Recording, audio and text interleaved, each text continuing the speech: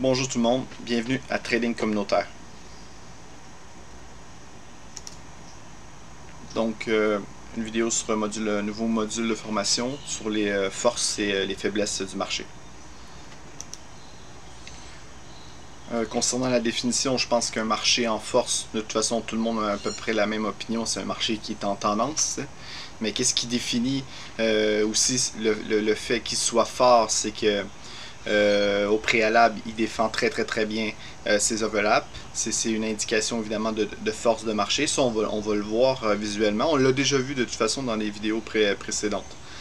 Concernant la faiblesse de marché, ça c'est tout autre. C'est quand on voit vraiment une rupture par rapport au prix d'un overlap. Donc, que ce soit en termes de clôture ou que ce soit aussi parfois à l'occasion, on voit vraiment des mèches qui commencent à casser des overlaps. Ça peut vous indiquer aussi une certaine faiblesse de marché qui dans le but aussi de vous alerter. C'est pas nécessairement une façon de trader. On ne trade pas nécessairement une faiblesse de marché. On peut le faire, mais c'est pas nécessairement le but. C'est surtout le but, c'est d'essayer de voir quand le marché s'essouffle, quand le marché se retourne, et de se protéger aussi, évidemment, peut-être de prendre une pause, il n'y a pas de souci. Donc visuellement, c'est ce qu'on va regarder dans la vidéo. On va regarder la définition. C'est la définition en gros. Donc on va regarder visuellement qu'est-ce qu'il y en est. Bon, ici c'est tout simplement un graphe AM15 suivi au préalable un peu d'une montée assez fulgurante. Peu importe là. Voilà, c'est un graphe quelconque. C'est un peu début février à peu près. C'était pour vous montrer un peu. Je vais partir de là. Puis à ce moment-là, on va essayer de décrire un peu le marché en tant que tel. Aucun doute concernant cette OpenSea qui était directionnelle. Donc on voyait bien ici, pour un rappel sur les overlaps, qu'on en avait un juste ici. Voilà, qui a été somme toute défendu sur le coup. Hein. Donc vous voyez, on a vraiment eu un petit pullback dessus. Et après on a eu une défense. Donc là, ce qu'on va faire, c'est qu'on va identifier dans un premier temps ce que je considère, moi, une faiblesse de marché. Tout simplement qu'on a, à titre de clôture, vous voyez, on a vraiment un overlap qui cède et qui nous affiche une alerte. Donc, évidemment, là, la directionnelle était franchement haussière durant cette journée-ci. Mais somme toute, ça nous donne déjà une idée en termes de prix. Voilà, qui est sans doute une prise de bénéfice qui est souhaitable à ce moment X, évidemment, en termes de prix. Donc, un marché qui est en force, c'est un marché, on se le rappelle, qui défend les overlaps, tout simplement. Et donc là, on avait une zone, ce qui est intéressant, c'est qu'on avait vraiment une zone ici, à peu près, grosso modo, c'est à peu près, là. Vous voyez, ça c'était notre zone ici. Donc, on a quand même eu une clôture en faiblesse, mais ce qui dénotait vraiment une certaine force, je dis entre guillemets, un peu plus conséquente de notre faiblesse, c'est la clôture aussi baissière par rapport à notre zone qui était juste ici au préalable. Vous voyez? Donc, on a une zone ici, un overlap. OK? Et voilà. Donc, le marché a vraiment fait une clôture, vous voyez ici, en rupture. Donc, si cette zone ici, c'était une zone vraiment, on va dire, d'accumulation pour essayer de faire en sorte que le marché continue, dans un premier temps, ils nous ont affiché vraiment une faiblesse en cassure. OK? Et en plus, ils nous ont vraiment démontré qu'il y a une rupture par rapport à cette zone-ci. Donc, si cette zone-ci, cette zone-ci, tout simplement, était remise en question. Tout simplement. Et ça, c'est vraiment sur une lecture relativement simple des prix. Donc, pour moi, cette zone-ci, si on l'a fait dans son ensemble, dans sa globalité, comme ceci, et là, je vais vraiment être clair, cette zone-ci, vous voyez? Donc, finalement, en termes de clôture de bougie en M15, on a eu une sortie baissière, vous voyez? Et à ce moment-là, évidemment, on a eu un pullback ici sur le coup, qui s'est fait exclure. Et on a quand même réintégré, qui est quand même à l'occasion un classique, une réintégration. Mais, somme toute, le marché a vraiment poursuivi un peu sa logique de faiblesse et il nous a affiché évidemment un retournement. Donc, voilà.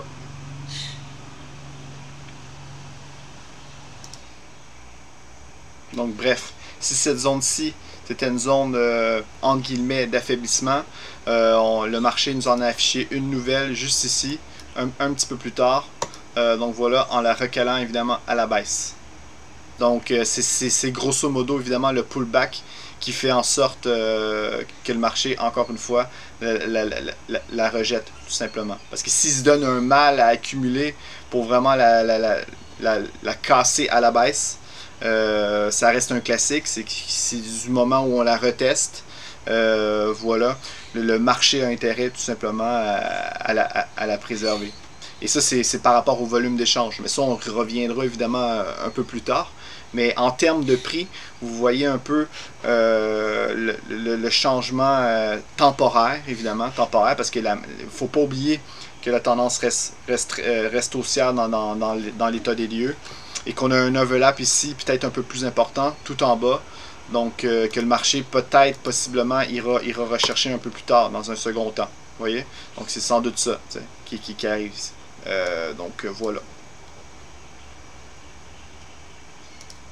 Donc on va continuer, on va suivre ce que le marché nous dicte par rapport à la faiblesse.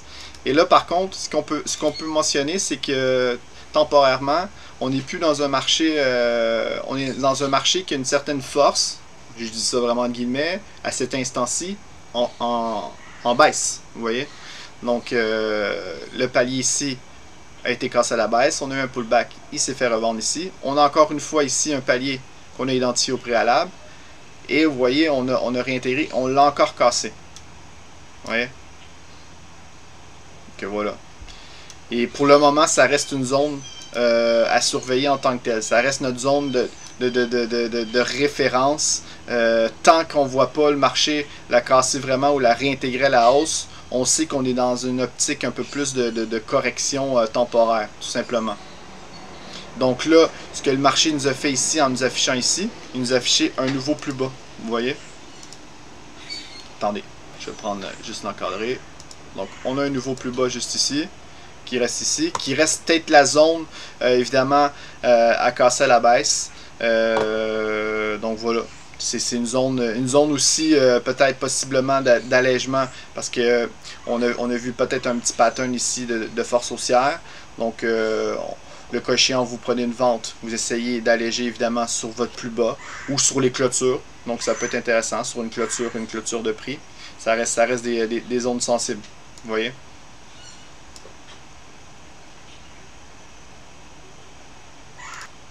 Donc cette fois-ci, en termes de prix, ça a pris quand même un moment un peu plus long avant de la casser à la baisse. Vous voyez? On a vraiment un range d'indécision en tant que tel. Donc le marché n'est ni en force ni en faiblesse, il est juste dans une indécision, avec un léger avantage à ce moment-ci concernant les vendeurs, dans le sens où jusqu'à temps que le marché nous dicte pas un nouveau plus haut, une cassure de la zone qui sont vraiment les extrêmes hautes, pour le moment on sent qu'il y a un certain avantage pour les vendeurs. Donc on a un point bas qui est ici, donc je vais clarifier, je vais enlever un petit peu les ellipses. Donc voilà, encore une fois, il y a une décision qui a été prise par cette bougie-ci qui était claire. Même ici, on en avait une qui était subtile, qui était plus basse que celle-ci. Et somme toute, le marché a fait office de résistance. Ici, on avait évidemment un overlap en vente. Voilà, le marché nous a répondu vraiment par une confirmation après, évidemment positive, que le marché allait continuer encore. Donc voilà.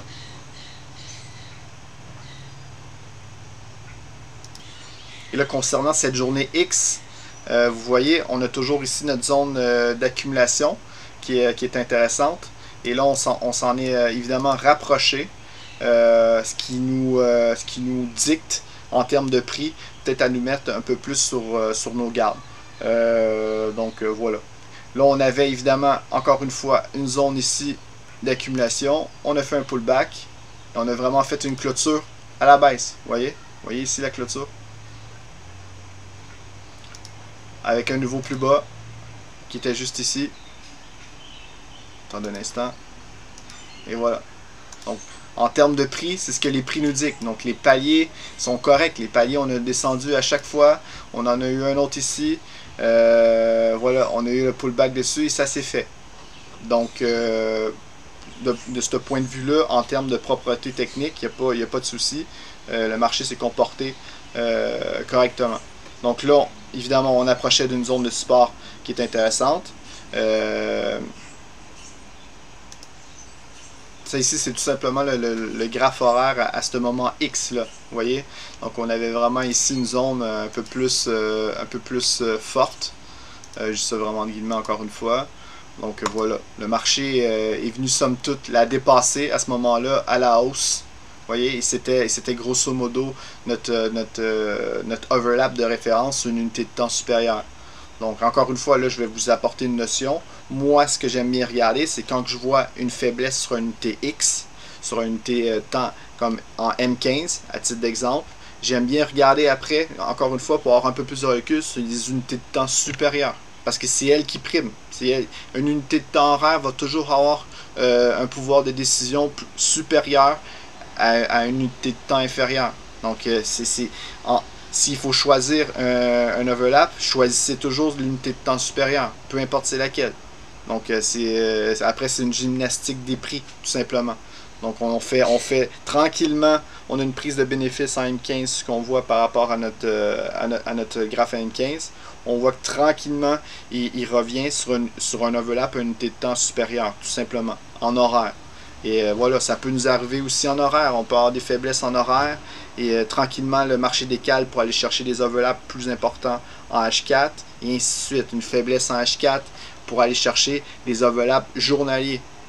Voilà. Mais là, ce qui est intéressant avec les H4 et les journaliers, c'est que souvent, on a des opportunités de swing. Donc là, c'est tout autre. C'est quand on fait de la gymnastique de prix avec des graphes en M15 horaire, c'est pour du day trading. Donc voilà. On peut même le faire avec des 1 minute, 5 minutes, il n'y a pas de souci, mais là, c'est pour des scalps. Donc c'est un peu ça l'idée. Bref, continuons. Donc, le marché, on sait très bien ici qu'il arrive sur une zone intéressante. Donc, après, on reste sur nos gardes, évidemment, pour les ventes. On sait très bien qu'on a atteint un objectif qui semble intéressant, qui semble un pullback sur la news ou sur les mèches ici. Ou voilà, c'est tout. Donc, on reste sur nos gardes et on essaie de voir si le marché commence à changer de comportement, tout simplement. Bref, revenons à nos moutons. Je vais effacer ceci. Et voilà, là, concernant cette zone-ci, on avait un plus bas à ce moment-là qui a été cassé à la baisse. Et voyez-vous ici, en termes de clôture, on était en situation de force de marché, ok? Dans une tendance descendante, tout simplement, sur une unité de temps en M15. On s'est rapproché en horaire d'un support. Et voilà le comportement, comment il s'est changé, tout simplement. Donc, il nous a vraiment affiché une clôture en faiblesse pour les vendeurs. Donc, on avait pour la première fois une force vraiment acheteuse de réintégration. Donc, par contre, on ne pouvait pas en être certain dans le sens où il y avait une zone ici d'accumulation. Donc, on aurait pu la rejeter en tant que telle. On aurait pu réintégrer. Attendez, je vais juste vous montrer. Vous voyez, on avait une zone ici, là. Une zone où on a accumulé, où on a rejeté la zone. Évidemment, on voit qu'il y a une force, ok? La confirmation, c'est chiant, mais c'est vraiment le fait qu'il englobe tout et qu'on sort à la hausse. Et là, on le sait vraiment que le marché a quelque part, entre guillemets, une force et un potentiel. Donc, est-ce qu'ici, c'est notre point haut, notre point bas?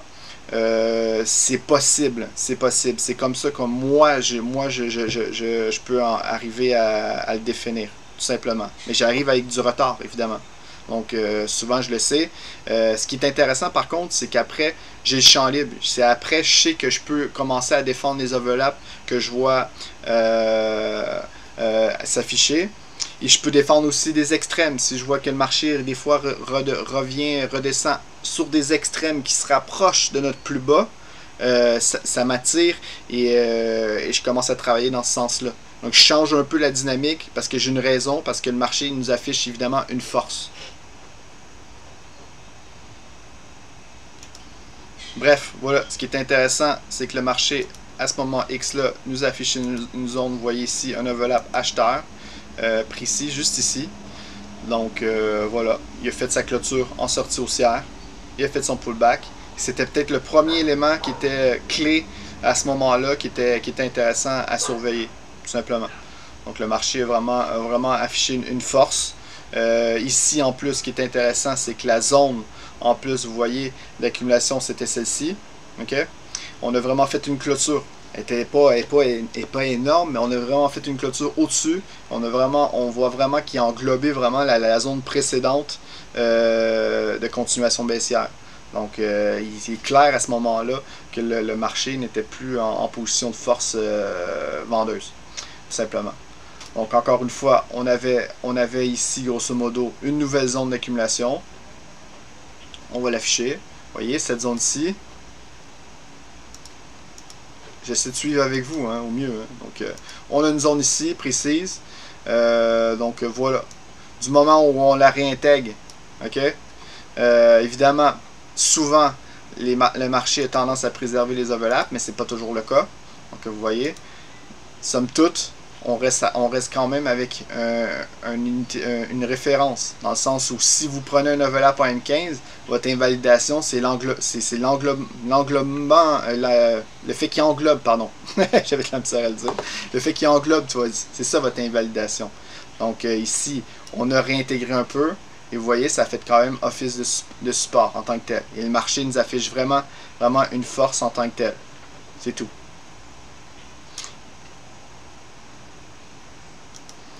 Et suite à grosso modo à ce retournement M15 là, on voit bien qu'ils n'ont pas été capables d'englober cette zone-ci. Donc pour moi, si je fais référence à cette unité de temps-là, si on analyse froidement, il y avait un avantage pour les acheteurs à ce moment X là. Malgré tout, vous voyez, vous avez sans doute vu que le marché nous affichait encore une fois une faiblesse ici. Voilà. Donc on a vraiment eu une clôture baissière. OK? Et là, le marché, s'il a accumulé ici pour nous casser un overlap haussier à la baisse, mais cette zone-ci, temporairement, a été une zone de rejet à son pullback dessus. Donc, on avait dans le fond comment je peux dire, une préservation de l'overlap horaire. Donc, on avait un support qui était peut-être un peu plus béton. C'est entre nous, c'est notre vision à ce moment précis.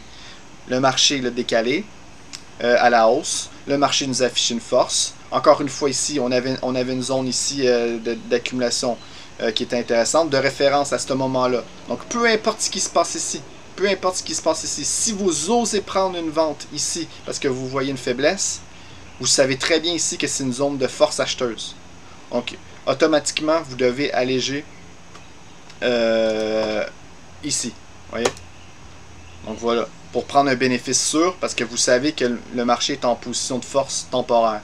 Donc ça, c'est tout simplement un repli technique, mais c'est tout simplement une façon de voir aussi un repli technique et une façon de le transiger aussi. Donc ce qui est intéressant, c'est qu'il peut vous apporter des fois des trades intelligentes parce que vous identifiez les prix, tout simplement. C'est une transaction qui aura duré quoi, 1 heure ou 2, et vous avez atteint le palier ici, où là vous savez que ok, c'est peut-être pas le temps de déconner ici, parce que le marché, jusqu'à preuve du contraire, jusqu'à preuve qu'il englobe vraiment une unité de temps, une force haussière, le marché reste en position de force, tout simplement. Donc là, ce qu'on va faire, c'est qu'on va continuer. Donc encore une fois, on reste un peu grosso modo dans le travail de la même zone. On revient dessus. Aucunement rejeté, ou bien au contraire, ils l'ont préservé et ils ont affiché une force. Donc on voit bien ici par sa sortie en clôture haussière, vous voyez. Donc on pouvait très bien prendre le pullback ici.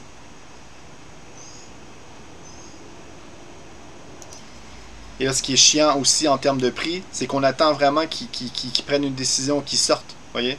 Donc là, on sait que ce palier-ci, c'était notre palier de référence, acheteur. Donc à ne pas casser à la baisse, évidemment. Ils ont pris leur décision, ils ont décidé de sortir à la hausse. Et attendez un instant. Ouais, c'est ça. Donc, ils ont décidé de casser à la hausse. Donc, voilà. Donc, le but jusqu'à ce moment-ci, c'est de préserver évidemment l'overlap.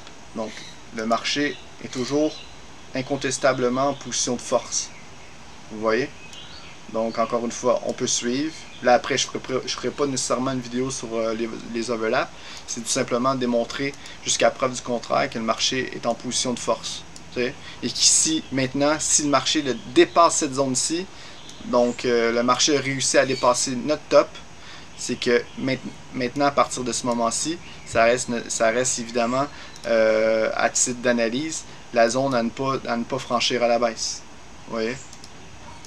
Donc on a vraiment une analyse ici, puis c'est à ne pas franchir à la baisse à partir de ce moment-là. Et là, on peut continuer évidemment. On voit bien que le marché continue de monter encore à ce moment-là. C'est vachement difficile de définir une faiblesse. Donc on a un double top ici qui est cassé à la hausse. On a encore une fois ici une position, un top que le marché nous affiche, qui reste notre référence. Voilà, vous voyez ici, le top ici, il n'a pas été cassé à la baisse encore, donc on est toujours dans un marché de force. On a réintégré, on a quand même eu ici un petit phénomène, vous voyez, vous avez sans doute remarqué, on a un overlap ici qui a été cassé à la baisse, mais somme toute, vous savez que vous êtes dans un momentum haussier, donc on a eu un retracement, malgré tout la zone a été rejetée, vous voyez, on a eu un repli un peu plus conséquent, on s'est rapproché ici des mèches, et après le marché est reparti. Mais vous savez dans votre tête que vous êtes toujours en position de force. Donc voilà, là, le marché a décidé de sortir ici à la hausse, il n'y a pas de souci. Encore une fois, voilà. On avait ici un autre top, vous voyez. Et le marché ne l'a pas englobé. Par contre, il a affiché une faiblesse encore une fois. Ce qui est chiant, mais c'est ça. Et il est arrivé au point près, il a fait un pullback. Donc c'est échec, grosso modo, des vendeurs. Encore une fois. Donc, toujours en position de force. On a encore ici une fois un palier. Une zone. Cette zone d'accumulation, elle est ici. Vous voyez? Donc c'est grosso modo, c'est quand on revient dessus dans cette zone-ci, on sait que c'est une zone qui risque de se faire préserver. C'est tout. C'est tout. Évidemment, le pullback dessus, vous voyez, on a fait un pullback dessus. Ça s'est préservé, il n'y a pas de souci. Et on l'a réintégré. Malgré tout, vous voyez, le marché a quand même affiché une force. Et on a vraiment eu ici une zone peut-être un petit peu plus large d'accumulation encore, ce qui est chiant. Voilà. Donc, c'est celle-ci. Donc, on a une zone est large, mais grosse. Donc, ils ont pris le temps vraiment le temps d'accumuler. Vous voyez. On a identifié évidemment un top au préalable qui est ici. Puis voilà, vous voyez, le fait qu'on revienne dessus, ça reste somme toute, voilà, ça c'est notre semaine actuelle. Donc voilà. Nous on avait des planifications, on avait transigé ici l'extrême basse qui était notre précédent top. Vous voyez, ça reste somme toute une trade qui était logique. Le marché a bien tenu. Donc voilà, on avait encore une fois en semaine ici un top qui a été dépassé. On est revenu dessus. Ça a été préservé. Donc voilà, encore une fois ici, vous voyez, le marché est toujours en position de force. On a encore une fois, c'est une zone qui est peut-être un peu plus large cette fois-ci, mais ça reste une zone et le marché continue. Et on a réintégré, c'est sûr, il n'y a pas de souci, on a réintégré. On n'a jamais englobé une zone, encore une fois, acheteuse. Donc voilà, là c'est ce qu'on suit. Donc là on est rendu, je suis rendu à aujourd'hui, je suis pas sûr, donc je continue, je le fais rapidement. Encore ici on avait un top qui a été préservé, encore ici on avait un top qui a été préservé, et voilà, là on est en direct, vous voyez, donc là on a un top ici, on avait quand même une zone d'accumulation juste ici, vous voyez, on l'a dépassé un peu. Donc ça c'est pas top, mais on a été chercher l'ancien top ici et on l'a préservé. Et donc voilà. Donc on a une nouvelle zone ici encore une fois d'accumulation. On verra s'il va l'englober. Nous on avait une stratégie de vente que je vous expliquerai plus tard. Je vous fais un aparté. Ma prochaine vidéo ça va être sur les Fibos. de retracement, puis après les fibos d'extension. Donc là, ici, on a atteint une extension ici presque au point près, à 5 points. 5 points près. Et voilà. Donc voilà le topo. Donc là, on va voir, dans le fond, aujourd'hui, ce qu'il vous faut voir, c'est que si vous voyez vraiment un englobement de toute cette zone-là, là, c'est franchement pas top pour la situation haussière. Donc ça vous donne un premier signal que, ok, faut peut-être faire beaucoup plus attention aux achats à partir de maintenant. Et là, vous établissez évidemment un plan de match, vous regardez des overlaps, vous en avez un ici. Donc pour le moment, juste ici. Puis vous pouvez suivre, c'est tout. Puis vous suivez comme ça avec les overlaps. Puis vous essayez de suivre la force vendeuse tant que vous ne voyez pas une force acheteuse conséquente. Donc quand vous avez un overlap qui le bat, prenez-le toujours en note, c'est votre référence. Puis du moment où vous voyez qu'il se fait casser à la hausse avec une force acheteuse qui englobe dans le fond un mouvement, vous savez que vous avez un momentum acheteur. Vous savez que vous avez le champ libre, entre guillemets, pour planifier correctement vos transactions. C'est tout. C'est grosso modo, ça fait le tour un peu de ma vidéo. Donc, ça fait combien de temps? 26 minutes, désolé.